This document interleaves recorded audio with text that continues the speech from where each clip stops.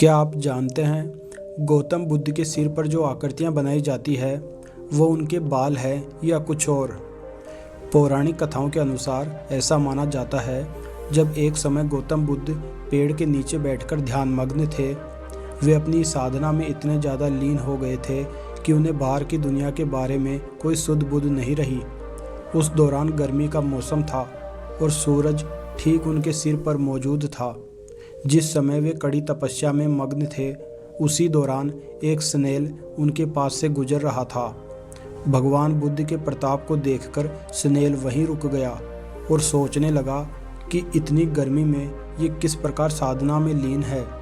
इनके सिर पर तो बाल भी नहीं है, ऐसे में इन महात्मा को अधिक गर्मी लग रही होगी।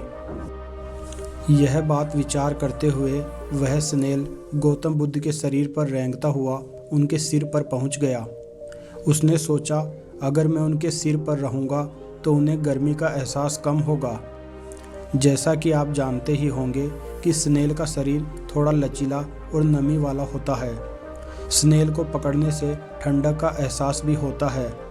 एक स्नेल को ऐसा करते देख कई स्नेल उसके पीछे पीछे गौतम बुद्ध के सिर पर चढ़ गए। कुल मिलाकर 108 स्नेल ने बुद्ध के सिर को पूरी तरह से कवर कर लिया था। भगवान बुद्ध को आत्मज्ञान की प्राप्ति में उन 108 स्नेल्स का अहम योगदान माना जाता है, जिन्होंने अपनी जान देकर उन्हें गर्मी से बचाने में मदद की थी। उन 108 स्नेल्स की स्मृति में ही भगवान बुद्ध की मूर्तियों के सिर पर आज घुंघराले बाल जैसी आकृति बनाई जाती है।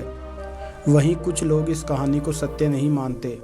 उनके अनुसार भगवान बुद्ध की मूर्तियों के ऊपर वास्तव में बाल ही बने हैं। वन में विहार करते समय गौतम बुद्ध के बाल बढ़ गए थे और उन्हीं बालों के साथ वे तपस्या करने लग गए थे।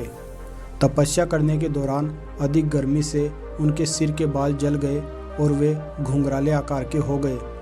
आज भी विश्व के कई गर्म इलाकों में लोगों के बाल जलकर घुंघराले हो जाते हैं। इसी आधार पर भगवान बुद्ध के बाल घुंघराले बनाए जाते हैं।